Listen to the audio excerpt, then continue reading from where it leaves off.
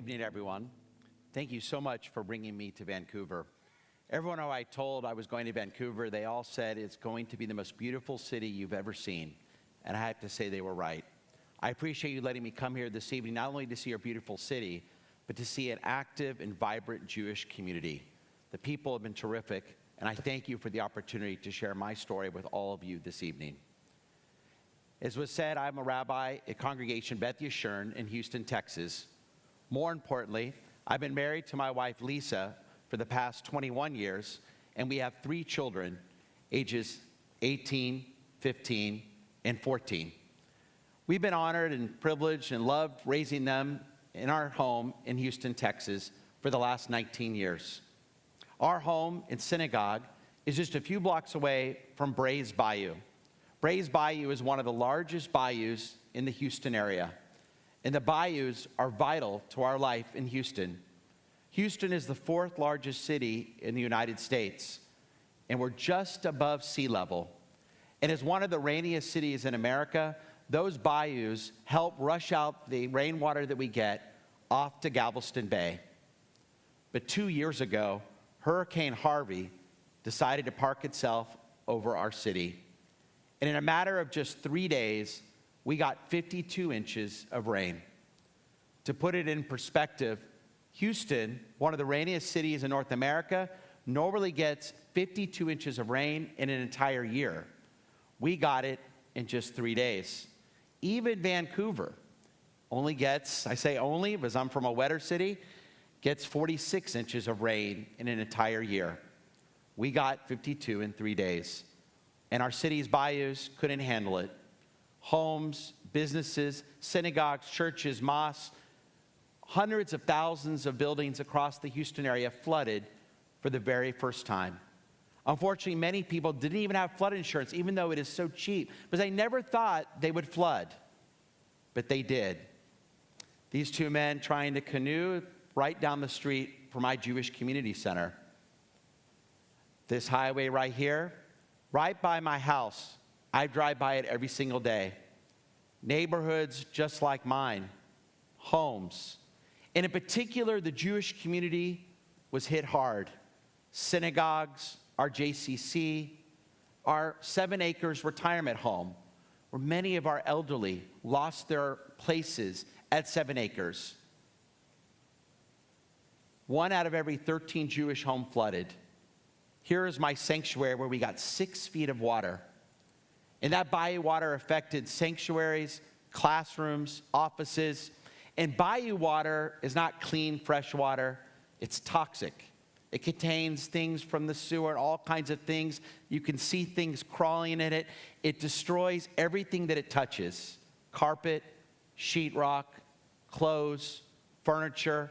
And once it enters your home or your synagogue, you have to remove anything that bayou water touches within 1 to 2 days. Because in the hot Texas sun, and our humidity immediately begins to mold. Here I was, as a father of 3 children with 3 feet of water in my home. Many of my congregants' homes flooded. And my synagogue that's been right down the street from the bayou for 60 years never flooded, and now we did. This was going to be one of the biggest struggles of my life. Many of you may be familiar with the story of Jacob before he's about to encounter his very angry brother Esau. The night before he's about to encounter Esau for the first time in many years, he puts his family on one side of the river and he goes to the other side. He wants to be with himself before this encounter. And the Torah tells us that he has a nighttime struggle with a mysterious being. Is it God? Is it an angel? Is it himself? We don't know. But here's what the Torah tells us. In the morning, Jacob has won. He has the angel. He's holding whoever this mysterious being is. And that mysterious being begs Jacob to let him go. But Jacob refuses to let him go, saying, I will not let go of my struggle until you bless me. And so this mysterious being, perhaps an angel, perhaps it's God, blesses Jacob by changing his name from Jacob to Israel, Yisrael, to struggle with God. And ever since that time, we as Jews, as the children of Israel, have struggled with our challenges, with our tragedies, with our problems, with our failures. The tradition tells us struggle with them, learn from them, grow from them, and try to get a blessing from them. It's an ideal. It's a goal. In my life, I have often failed to find some type of blessing. I know none of us always succeeds. But can we get a blessing? Can we learn when life isn't fair? What was my blessing that I learned from this experience? Years ago, I read an incredible book. I highly recommend it. It's called The 100 Thing Challenge. It was written by a pastor in Minnesota who challenged his parishioners. He said to them, this year, I want you to get rid of all your material items until you only have 100 left. And they followed his lead. They got rid of furniture they didn't really need, clothes they never used. They got rid of extra things they realized they didn't need. And you know what? At the end of that year, they realized they felt more free. They felt better. They felt life had more meaning. Well, within a matter of minutes, my home went from 2 floors of material items to 1 floor of material items. Here's right in front of my house, just a couple days before that flood, the first day of school. Maybe you take it too with your kids, what grade they're going into.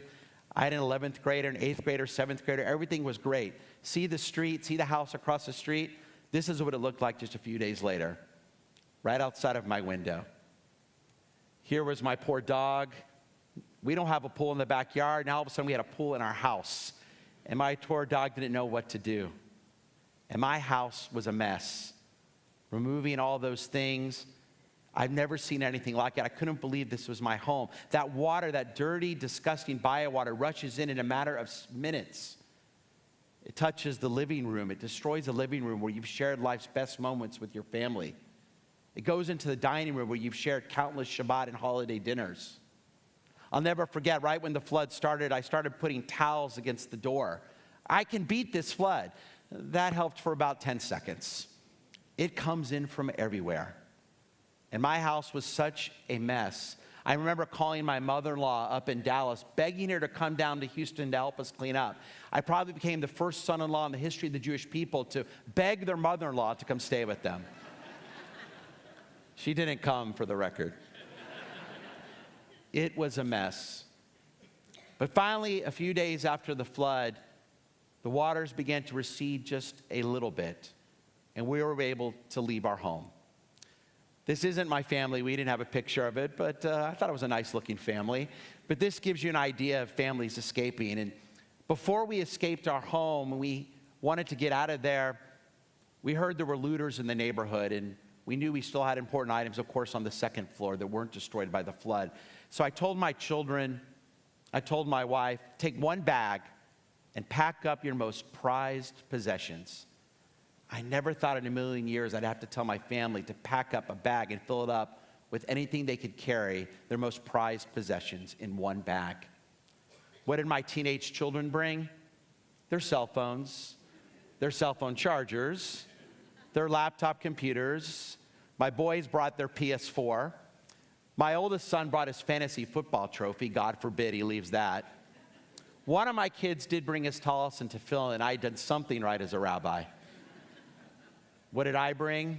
My tallis and tefillin, my cell phone charger, my laptop, some important financial documents, a Kiddush cup we use every Friday night, and that was it.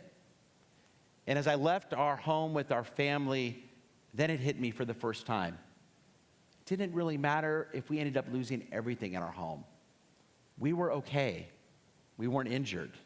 We had somewhere to go. We were going to make it. It hit me even more a few days after the flood. This is right in front of my house.